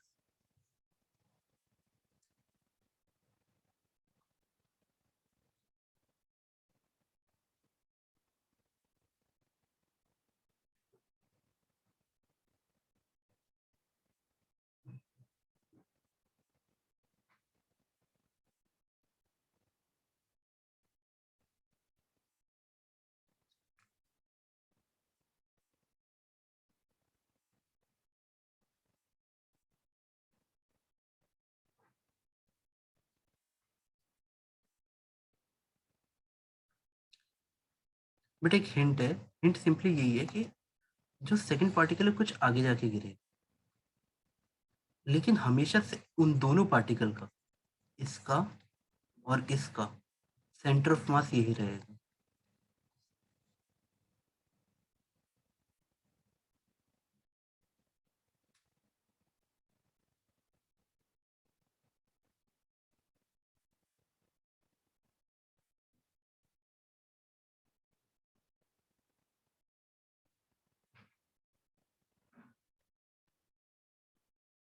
बताओ बेटा।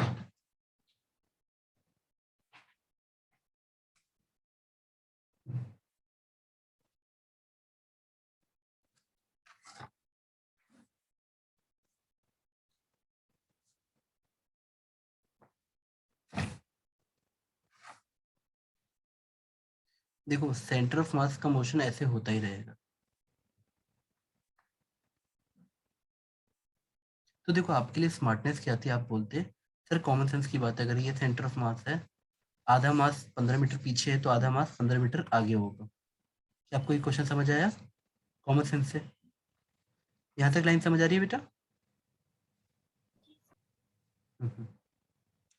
तो आपका आंसर आ जाता है कि सर हमसे पूछा गया था कि इस पार्टिकल की लोकेशन क्या होगी ओरिजिन से, तो answer will be range plus 15 metre.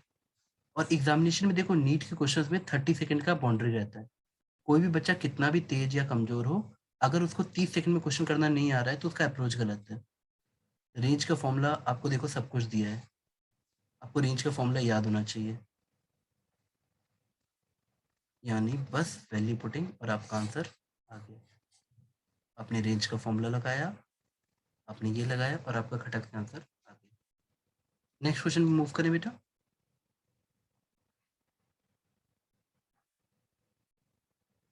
Yes. अब एक कैटेगरी ऑफ क्वेश्चन होती है, बहुत सिंपल होता है। इसमें क्या होता है, देखो पहले मैं तुमको इसका बच्चों वाला वर्जन समझाता हूँ ताकि तुम्हें इजी लगे। कोई भी 2 पॉइंट मास सिस्टम ले लो, जैसे 3 kg ले लिया और 6 kg ले लिया। अब इसको आराम से देखो, t इक्वल टू 0 पे ये ऐसा है, सपोज आपको t इक्वल टू 0 पे इनके बीच की दूरी ऐसे दे रखी है 100 मीटर। मेरी बात समझे? क्वेश्चन को पहले अच्छे से समझना कि इन दोनों के बीच की दूरी 100 मीटर दे रखी है, और फिर तुम्हें कहता है कि होता क्या है, they are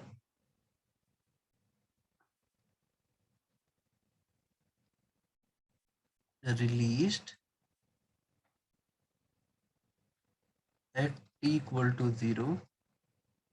They are released at t equal to 0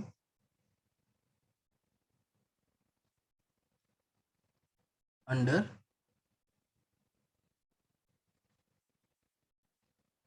gravitational mutual gravitational pull. Mutual gravitational pull बेटा सिंपली वो अपने हिसाब से छोड़ दिए जाते हैं कि 3 kg 6 kg को अट्रैक्ट कर रहा है, 6 kg 3 kg को।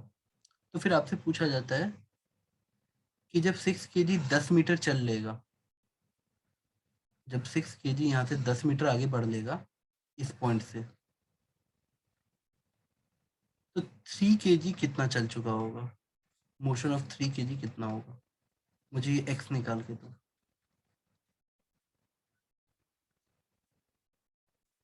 तो आप इसको कर सकते हो सेंटर ऑफ मास की बड़ी इजी तरीके से।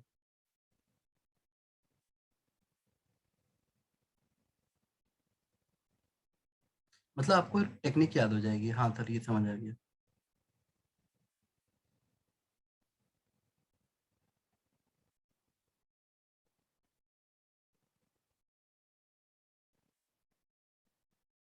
ये बात समझ आई बेटा? मैं पहला वाला क्वेश्चन करके दिखा दूं।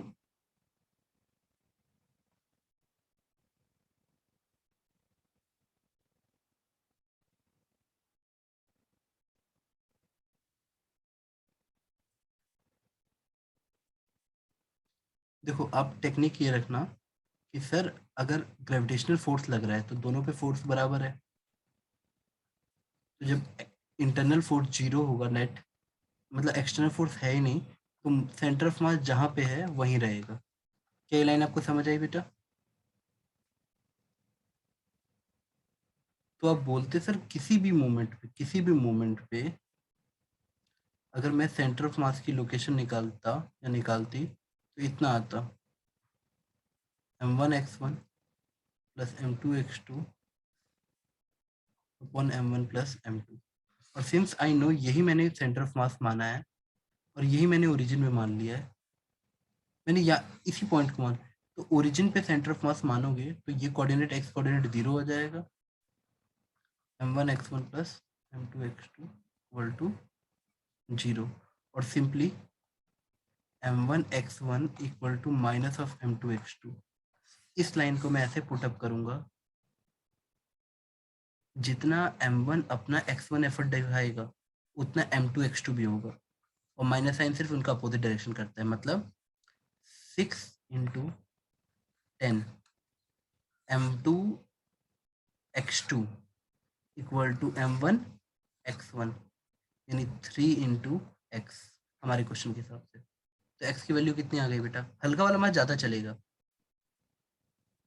किसी बच्चे को समझ आया कि उनका mx का प्रोडक्ट सेम आएगा, अगर सेंटर ऑफ मास वहीं रहेगा तो हमेशा इसका mx movement m into x हमेशा इसके mx मूवमेंट के बराबर होगा। तो एग्जामिनेशन में बच्चे लंबे लंबे मेथड से करते हैं और आपको ओनली याद रहना होता है कि भाई जब बाहरी फोर्स नहीं होगा तो 2 पॉइंट बेस सिस्टम में जितना ये m इंटू एक्स चलेगा उतना ये m इंटू एक्स चलेगा। क्या ये लाइन आपको याद रहेगी?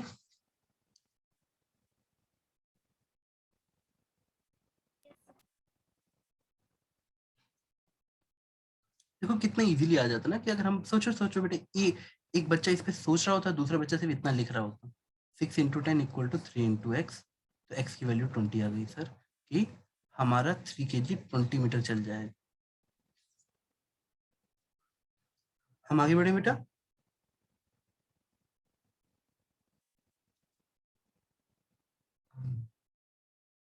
Yes, sir. चलो, अब एग्जामिनेशन में ऐसा क्वेश्चन आता है कि एक रिवर देगा तुमको, ठीक है बेटा, आपको वो एक, ये बैंक है, आप यहाँ एज ए ऑब्जर्वर खड़े हो और यहाँ पे ये रिवर है। इस रिवर पे एक ड्राफ्ट है, ऐसे है, इस ड्राफ्ट का 60 kg वेट है। 20 मीटर दूरी पे आप बैंक से हो, ये बैंक है, मतलब यहाँ पे आप, ये ऑब्जर्वर खड़ा है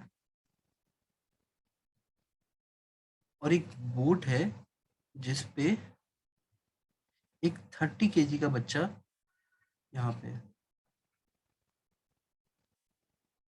आपसे क्वेश्चन क्या पूछता है कि अगर ये बच्चा पोजीशन ए से पोजीशन बी पे चल के आ जाएगा, ऐसे चल के ऐसे ऐसे करके यहाँ तक आ जाएगा बोट के ऊपर, तो बोट की दूरी क्या हो जाएगी जब बच्चा यहाँ पहुंच गया, तो ये दूरी कितनी हो जाएगी? अब बोलोगे सर ऐसा क्यों होगा, बेटा मैं ऐसे समझाता हूँ। जब बच्चा बोट पे, ऐसे फील करो, ये बोट का है और ये बच्चे की टांग है, तो बच्चे की जो लेग है, जब वो बोट को पीछे खींचेगी तभी तो बोट उसको आगे धक्का मारेगा, तो ये फ्रिक्शन का पेयर अपोजिट एंड इक्वल होता है, तो नेट फोर्स 0 हो गया। यानी बॉडी का, इन दोनों को एज ए सिस्टम मानोगे, बच्चा प्लस बोट को, तो इसका location of centre of mass change नहीं होगा, because there is no external force.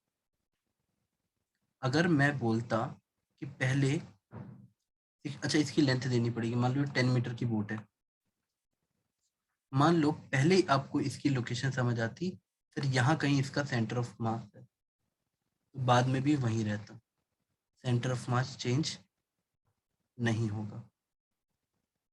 मैं दोबारा बोलता हूँ बेटा, जब बच्चा बोट पे चलेगा ना, तो जितना वो बोट को इस तरफ ड्रैग करेगा जिस फोर्स से, उतने ही फ्रिक्शन उसको आगे की तरफ मिलेगा चलने के लिए।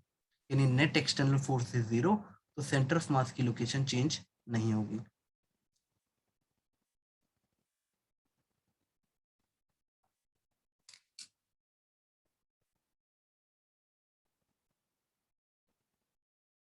अब कोई बच्चा ओरली कर सकता है कि मैं करके दिखाऊं बेटा, बताओ। एक बच्चा अब इसको M1 M2 मानता अपने दिमाग में, बोलता सर इतना लंबा कौन सोचेगा, सर M1 M2 से सोचने को बोलते हैं। 30 kg कितना चला? एक बच्चा क्या बोलेगा, सर 10 मीटर, मतलब जो बच्चा है वो 10 मीटर चला। कितने बच्चों को लग रहा है कि बच्चा 10 मीटर चला है, बताओ बेटा। अर्थ के रिस्पेक्ट में बच्चा क्या 10 ही मीटर चला?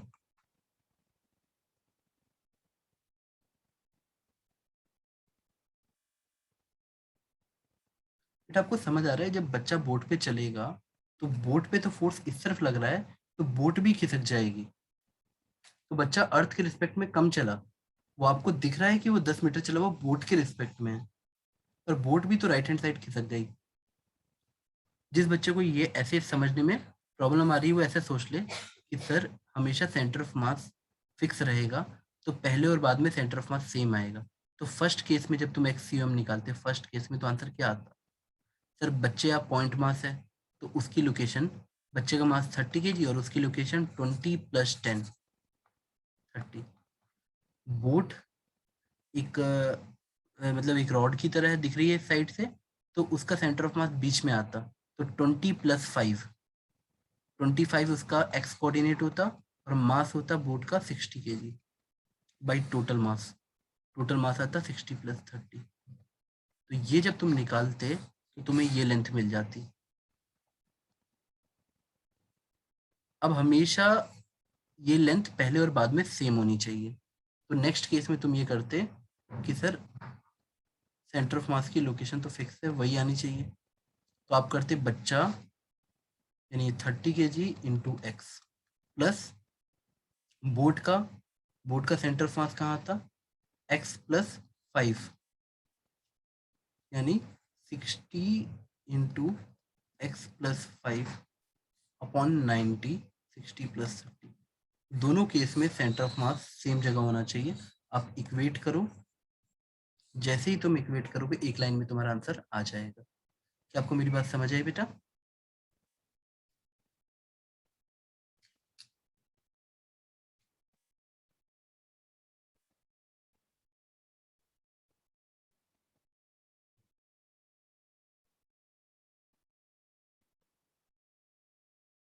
बेटा आराम से सोच लो, नहीं आ रहा है तो फिर पूछ लो।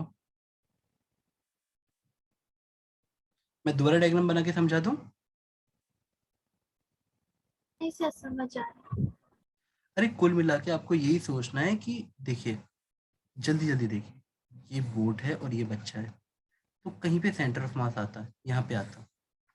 अब बच्चा और बोट मिलके कुछ भी करें आपस में, जब वो फोर्सेस एक दूसरे को पेयर में लगा के कैंसिल कर रहे हैं तो सेंटर ऑफ मास चेंज नहीं होगा। अब बच्चे ने बोट को पीछे खींच दिया इस तरफ और बच्चा खुद यहाँ आ गया, अभी भी सेंटर ऑफ मास वहीं रहेगा।